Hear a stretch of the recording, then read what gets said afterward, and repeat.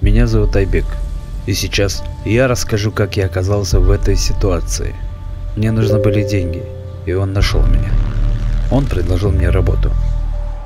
Все было просто и безопасно. Никто ни с кем не виделся, все было онлайн. Одни варили наркоту, меф, соль, ЛСД. Другие занимались курированием каналов ботов. Были еще как бы левые, мы называли их обменниками. Они получали деньги с карт и переводили их в крипту. Ничего криминального, говорили они. Я же был курьером. Все было просто и безопасно.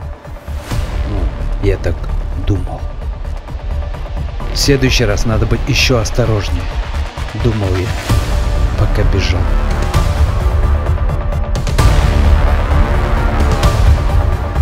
Знаю, все выглядит как сериал. Правда, в сериалах почти всегда хэппи-энд. А тут нет. Государственный комитет национальной безопасности Кыргызской республики призывает родителей тщательней присматривать за своими детьми, а также проводить с ними обязательную разъяснительную работу на предмет вреда наркотических веществ и неизвестных химических препаратов.